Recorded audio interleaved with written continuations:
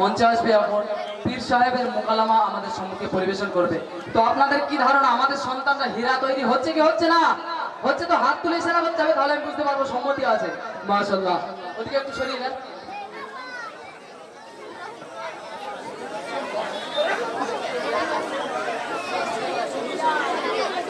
আসসালামু আলাইকুম ওয়া রাহমাতুল্লাহি ওয়া বারাকাতুহু। নানান ঝামেলায় বড্ড দেরি হয়ে গেল। আজ মনে হয় পীর বাবার রওজায় তেল পানি দেওয়ার জায়গা পাওয়া যাবে না। দেখি একটু তাড়াতাড়ি যাই, জায়গা পাওয়া যায় কিনা। আসসালামু আলাইকুম। আরে জয়নাব, কি ব্যাপার, কেমন আছো? ওয়ালাইকুম আসসালাম। বাবার কৃপায় না মরে বেঁচে আছি। তুমি কেমন আছো তাই বলো। আলহামদুলিল্লাহ, আল্লাহর রহমতে খুব ভালো আছি। আচ্ছা জয়নাব, আমি তোমাকে সালাম দিলাম, তুমি হাত উঁচু করে মাথা নিচু করে অমুসলমানদের মতো কি বললে? ওয়ালাইকুম সালাম। ওই রকম বলতে নেই, বলতে হয় ওয়ালাইকুম আসসালাম ওয়া রাহমাতুল্লাহি ওয়া বারাকাতুহু। আরে রাখো তোমার নসিহত, রাস্তাঘাটে তোমার কত মাস্টারি করতে হবে না। আমি এখন খুব ব্যস্ত আছি, কিছু বলার থাকলে তাড়াতাড়ি বলে ফেলো। হ্যাঁ, বলার জন্যই তো দাঁড়িয়ে আছি। আচ্ছা, এত রৌদ্র সময় হাতে ব্যাগ নিয়ে মুখে মেকআপ করে কোথায় চললে? জানো না শামিমা, আজ শুক্রবার, তাই তেল পানি নিয়ে পীরের রওজায় যাচ্ছি। হায় রে আফসোস, জুম্মা দিন পুরুষরা যায় মসজিদে নামাজ পড়তে, আর তুমি একই সময় যাচ্ছ পীরের রোজায় তেল পানি পড়াতে। কেন, তোমার কি হয়েছে কি? আর বলো না শামিমা, এত রোগ নিয়ে ভুগছি। কত ডাক্তার কবিরাজ হেকিম করলাম, কিছুতেই কিছু হলো না। তাই পাড়ার কিছু বয়স্ক মহিলারা বলল, হাবাই পীর আবাস আলীর মাজারে যা, মানত কর, সাত শুক্রবার তেল পানি ব্যবহার কর, সব ঠিক হয়ে যাবে। তাই এই 5 শুক্রবার যাচ্ছি, এখনো 2 শুক্রবার যাব। আচ্ছা জয়নাব, তুমি পীরের রোজায় গিয়ে কি করো? কেন, সবাই যেভাবে করে, বাতাসা, মোমবাতি, ধূপকাঠি, গোলাপ পানি দিয়ে বললাম, বাবা পীর সাহেব, রোগ নিয়ে তোমার কাছে এসেছি, তুমি যদি আমার রোগ ভালো করে দাও তাহলে তোমার নামে জোড়া খাসি জবাই করে গরিব এতিম মিসকিনদেরকে খাওয়াবো। নাউজুবিল্লাহ, এসব আব্দুম বাগদুম কি বলছো? আব্দুম বাগদুম বলছি মানে? এই তো তুমি বললে বাবা কৃপায় না মরে বেঁচাছি, বাবা তুমি রোগ ভালো করে দাও, এইসব বলছো কেন? যা পারলাম তাই বললাম, এতে তুমি নাউজুবিল্লাহ বললে বা যাই বললে। এটা তুমি ভুল করছো জয়নাব, 100 ভাগের মধ্যে 100 ভাগ সত্য। একমাত্র অসুস্থ করার মালিক মহান আল্লাহ, সুস্থ করার মালিক আল্লাহ, পীর বা অন্য কেউ নয়। সেই জন্যই তো তোমাদের মতো পরখাধারী মেয়েদেরকে আমি একদম সহ্য করতে পারি না। তুমি আমার পীরবাবাকে অপমান করলে। আস্তাগফিরুল্লাহ জয়নাব, তুমি ভুল করছো। আমি কোনো পীর সাহেবকে অপমান করছি না। পীর সাহেবরা আল্লাহ তাআলার নিঃসন্দেহে প্রিয় বান্দা, তাদেরকে আমি যথা সম্মান করি। তার মানে এটা নয় যে পীর সাহেবরা আল্লাহ তাআলা সমতুল্য। আল্লাহ ছাড়া কোনো পীর সাহেবের ক্ষমতা নেই রোগ ভালো করা এবং শান্তি দেওয়া। আল্লাহ রব্বুল আলামিন কুরআন পাক বলেছেন, ইন্না শিরকা লাযুলমুন আযীম। তার মানে হলো আল্লাহর সাথে জুলুম করা। শিরক হলো সবথেকে বড় গুনাহ। এর থেকে ঈমান আমল সব নষ্ট হয়ে যায়। কি বললে, ঈমান আমল সব নষ্ট হয়ে যায়? হ্যাঁ অবশ্যই। পীর বাবার রোজায় তো কত মহিলাদের সাথে দেখা হয়, কই কেউ তো বলে না এটা শিরক। আরে বলবে কি করে, তারা তো তোমার মতো শিরক বিদআত করা ঈমান আমল সব নষ্ট করে ফেলেছে। শিরক কাকে বলে দয়া করে আমাকে একটু বলবে, যাতে আমি ভালো করে বুঝতে পারি? হ্যাঁ অবশ্যই বলবো, বলবো না কেন, শোনো তাহলে। আল্লাহ অংশীদারি স্থাপন করা, অংশীদারি স্থাপন করা, আল্লাহ তালাশ করা, কারো সুখ শান্তি হায়াত মাউত একমাত্র আল্লাহ। এগুলো যদি কোনো পীর সাহেবের কাছে চাওয়া হয় তাহলে এগুলো শিরক হবে। তাই নাকি? হ্যাঁ অবশ্যই। আর রাসূল সাল্লাল্লাহু আলাইহি সাল্লাম আরো বলেন, আল্লাহ পাক ব্যতীত অন্য কারো নামে জীবজন্তু জবাই করা হারাম এবং কোন দেব দেবী নবী রাসূল পীর ওলির নামে মাংস খাওয়া হারাম। কবি বলেন, আল্লাহর সাথে শিরককারী শোনো মুসলমান, শেষ বিচারে ঠাঁই হবে সুজা জাহান্নাম। তাহলে তো আমি জীবনে অনেক গুনাহ করে ফেলেছি। হ্যাঁ এটাই তো তোমাকে বোঝাচ্ছি, তুমি শিরক বিদআতে ডুবে আছো বোন জয়নাব। আমি তাহলে আর কোনোদিনও পীরের রোজায় শিরক করতে যাব না। আজ থেকে প্রতিজ্ঞা করলাম, রোগ নিয়ে মরে যাব, তাও ভালো শিরক করে বেঈমান হয়ে মরতে চাই না। আর এই তেল পানি থলি হারোয়া নদীতে ছুঁড়ে ফেলে দিলাম। আল্লাহ তুমি আমায় ক্ষমা করো আল্লাহ। আচ্ছা শামিমা, তুমি এত সুন্দর কথা কোথায় থেকে শিখেছো? এই বাংলা শিক্ষার পাশাপাশি মধ্যবঙ্গ দিনিয়াত মুনাজাম অন্তর্গত চন্দ্রকোটায় মুনাজাম মক্তব আছে। মাত্র 1 ঘন্টা কোরআন শিক্ষার পাশাপাশি দ্বীনি মৌলিক শিক্ষাগুলোকে শিখেছি। শুধু তাই না, পিতা মাতার সাথে কিভাবে আচরণ করতে হয়, পিতা মাতার প্রতিটি সন্তানের কতটা কর্তব্য, এগুলো সব শিক্ষা দেন। কি সন্তানের আবার কর্তব্য আছে নাকি? হ্যাঁ, অবশ্যই আছে। আমি তো জানতাম পিতামাতার কর্তব্য সন্তানকে ভালো ড্রেস কিনে দেওয়া, সাইকেল কিনে দেওয়া, স্ক্রিন টাচ ফোন কিনে দেওয়া, ভালো স্কুলে পড়ানো। না যায় না, পিতামাতা তো অবশ্যই কর্তব্য। সন্তানকে ভালো মানুষ হিসেবে গড়তে গেলে বাংলা শিক্ষা পাশাপাশি দিনই অবশ্যই প্রয়োজন। আর সন্তানের কর্তব্য পিতামাতার সাথে নমনীয়ভাবে কথা বলা এবং মন থেকে তাদেরকে ভালোবাসা, এক কথা কিঞ্চিত পরিমাণ তাদেরকে কোনো রকম কষ্ট দেওয়া যাবে না। তাহলে তো আজ সকালে আমি অনেক বড় গোনা করে ফেলেছি। আজ সকালে পিতামাতার সাথে ঝামেলা করেছি আমাকে স্ক্রিন টাচ ফোন কিনে না দেওয়ার জন্য। আস্তাগফিরুল্লাহ, তুমি এটাও জানো না আমাদের নবী সাল্লাল্লাহু আলাইহি সাল্লাম হাদিস পাকের মধ্যে বলেন, আল জান্নাতু তাহতা আকদামিল উম্মাহাত। তার মানে হলো জান্নাত মায়ের পায়ের নিচে। তাহলে তো আমি জীবনে অনেক গোনা করে ফেলেছি। এই গোনা থেকে কোনো রকম বাঁচার উপায় আছে? হ্যাঁ, অবশ্যই আছে। ক্ষমা চাইতে গেলে পিতা মাতার কাছে সর্বপ্রথম মন থেকে ক্ষমা চাইতে হবে এবং আল্লাহ রব্বুল আলামিনের কাছে অন্তর থেকে তওবা করতে হবে। কিন্তু আমি তো তওবা করতে জানি না, তুমি কি আমাকে একটু পড়িয়ে দেবে? হ্যাঁ, অবশ্যই পড়িয়ে দেবো। খালি মনের অন্তর থেকে বলে আস্তাগফিরুল্লাহ আস্তাগফিরুল্লাহ। সেই জন্য মক্তবে যেতে হয়। স্কুল শিক্ষার পাশাপাশি মক্তবে যেতে হয়। আমি মক্তব যাই বলে সব শিখেছি। ঠিক আছে, কাল থেকে তোমাদের মক্তবে যাব। আমিও সব কিছু শিখতে চাই। তাহলে কবে থেকে তোমাদের মক্তবে যাব? তুমি কাল থেকে মক্তবে চলে আসো। কাল থেকে আমাদের মক্তবে অ্যাডমিশন শুরু হবে ইনশাআল্লাহ। আসসালামু আলাইকুম ওয়া রাহমাতুল্লাহি ওয়া বারাকাতুহু। মাশাআল্লাহ, সত্যি সত্যি তেল পানি আছে নাকি এতে? আচ্ছা, চন্দ্রকোটার মায়েদের ভিতরে এমন রোগ আছে না নেই? আছে কি? মাশাআল্লাহ, নেই, খুব ভালো জিনিস, আর না থাকাই দরকার। তো আল্লাহ পাক রব্বুল আলামিন আমাদেরকে হেফাজত করেছে ওই পাপ থেকে, ওই শিরক থেকে। আগামীতেও যেন ওই ব্যাধি আমাদের সমাজে না ঢুকতে পারে, এর জন্য আমাদেরকে সজাগ করে দিয়ে গেল আমাদের এই দুই রাজকন্যা। মাশাআল্লাহ, এদেরকে যোগ্য শিক্ষক দ্বারা এদেরকে পড়ানো হয়।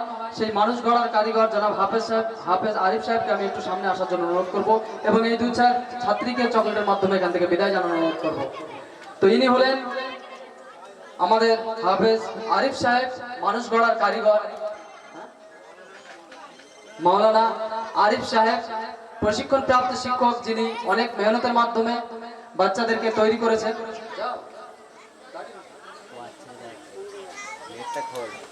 তো এনার এই মেহনতে খুশি হয়ে এই গ্রামেরই ছেলে সাইফুল্লাহ ভাই ওনাকে 500 টাকা হাদিয়া করেছেন। হাদিয়াটা গ্রহণ করার জন্য আমি অনুরোধ করবো হযরতকে। মাশাআল্লাহ। তো আসুন আমরা আবারও হারিয়ে যাব সেই গজলের জগতে, সুরের জগতে। এর জন্য আমি ডেকে নেবো নাসরিনকে মঞ্চে আসবে এবং গজলের জগতে নিয়ে যাবে। যাদের হৃদয়ে আছে আল্লাহর ভয়, তারা কবু পথ ভুলে যায় না। আল্লাহর প্রেম ছাড়া এ দুনিয়ায় কারো কাছে কোনো কিছু চাই না।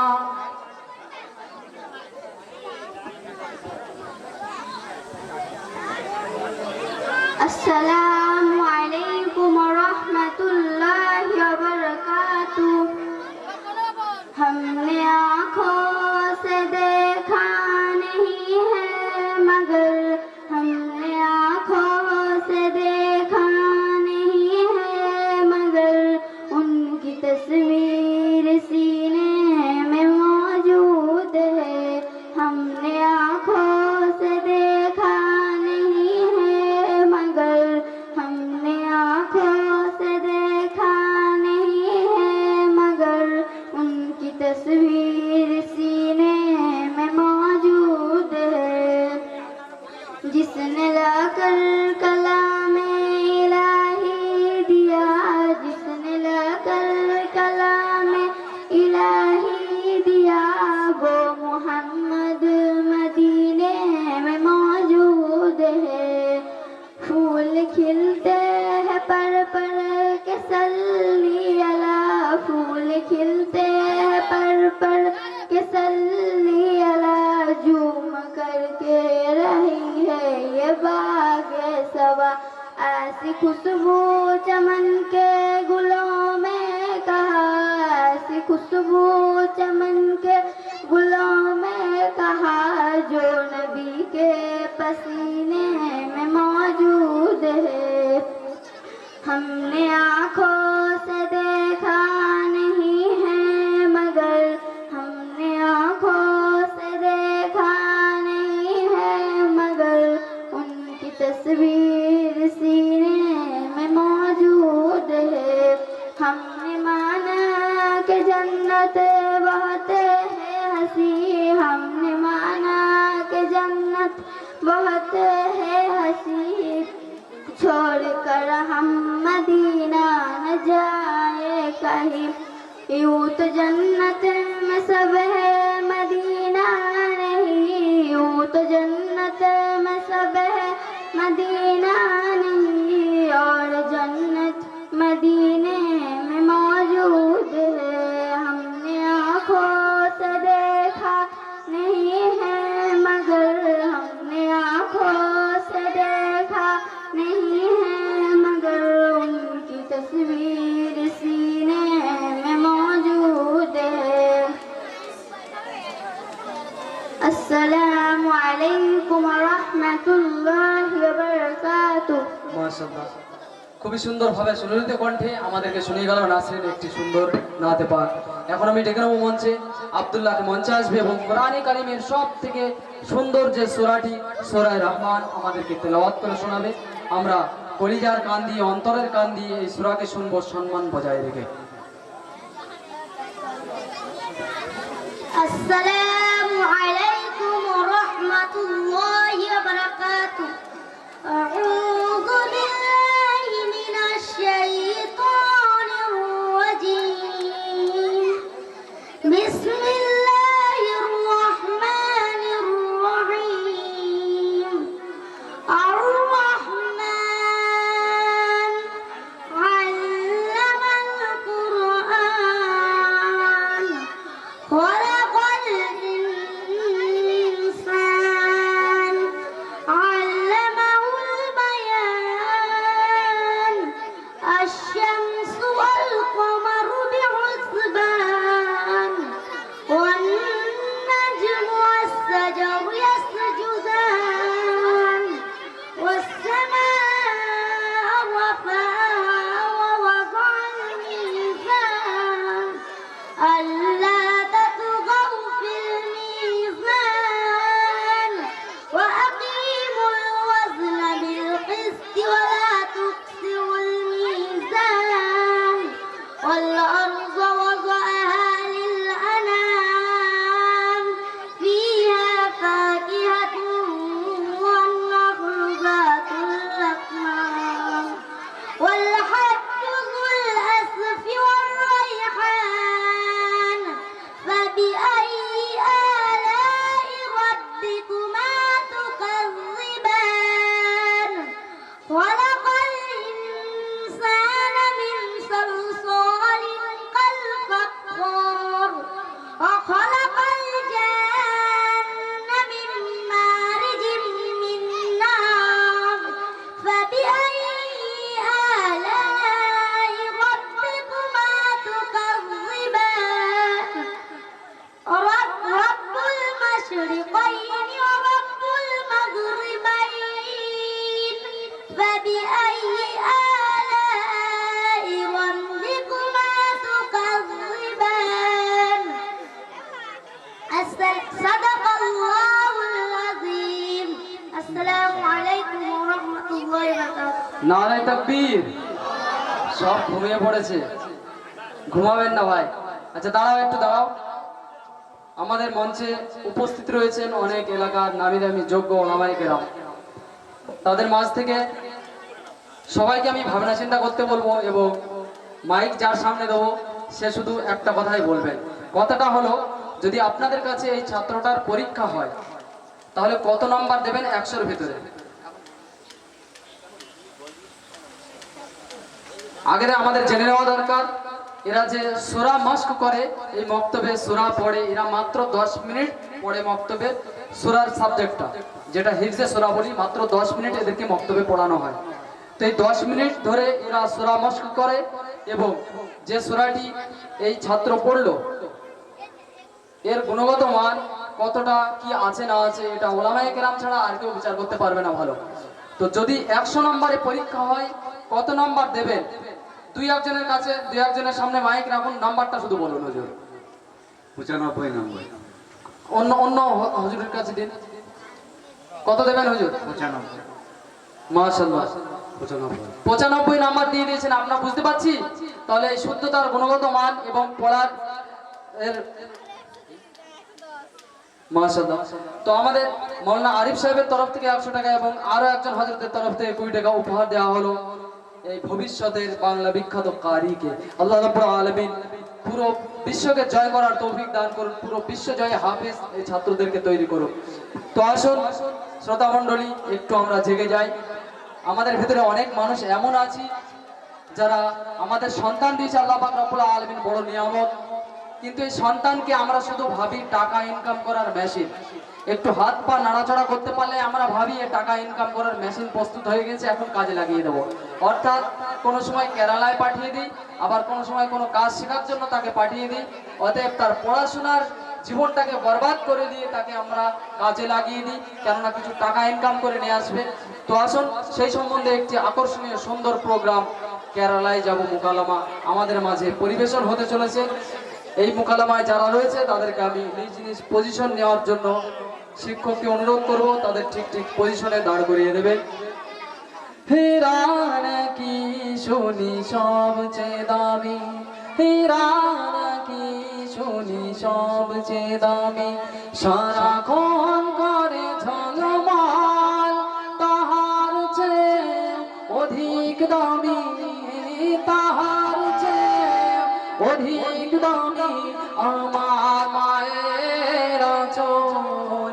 মাকে ছেড়ে চাই না আমি, মাকে ছেড়ে চাই না আমি, হীরা মানি কত শত,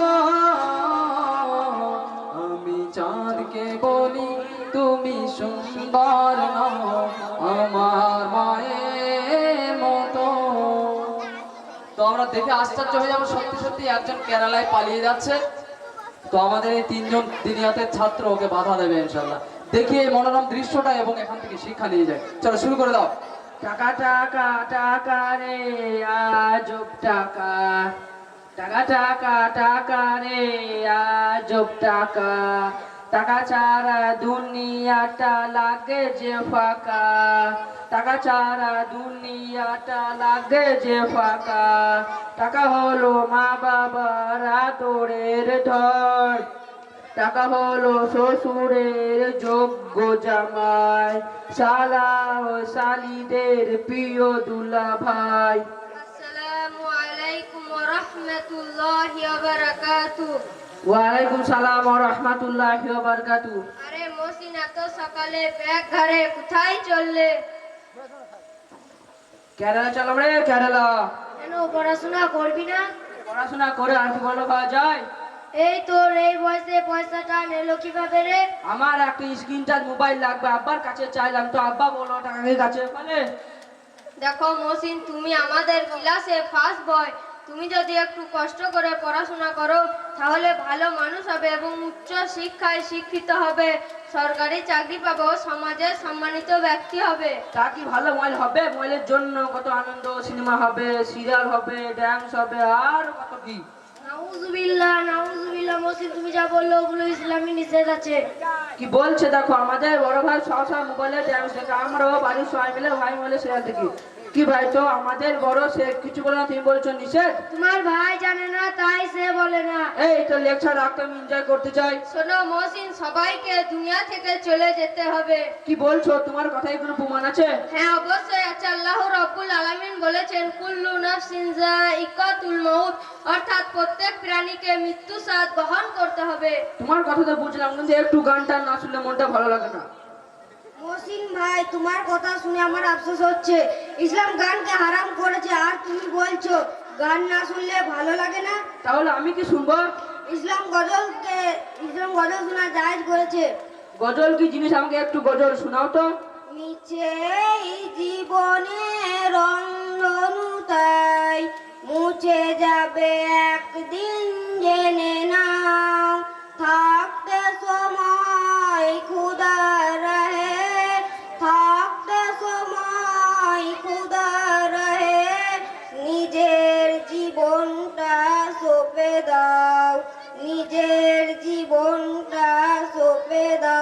আসমা ভাই, বা কি সুন্দর, মনটা জুড়িয়ে গেল, শুনে খুব ভালো লাগলো। তা তুমি এসব কোথায় শিখেছো? কেন আমাদের গ্রামে মুনাজাম মক্তবে আমরা এগুলো শিখেছি। আমি কি এগুলি শিখতে পারবো? হ্যাঁ ভাই, অবশ্যই তুমিও শিখতে পারবে। তোমাদের মক্তবে মানে? আমাদের মক্তবে মানে না, চকলেট আছে। আমাকে ভর্তি নিবে তো? অবশ্যই নিবে। কবে থেকে ভর্তি নিবে? আমিও ভর্তি হব। আগামী 6-7-2024 তারিখ আসতে। আজ আমাদের মক্তবে প্রোগ্রাম হচ্ছে, সেখানে অনেক কিছু দেখানো হবে। তবে সেখানে চলো, সকালে চলো। আমি আর টাকার পিছনে ছুটবো না। এই দিন ইসলাম কথা শুনেছি গো, টাকা উঠিয়ে দিলাম। আসসালামু আলাইকুম ওয়া রাহমাতুল্লাহি ওয়া বারাকাতুহু। মাশাআল্লাহ। তো টাকা ফেলে দিয়েছে, টাকার মায়া ছেড়ে দিয়েছে, দিন শিখবে।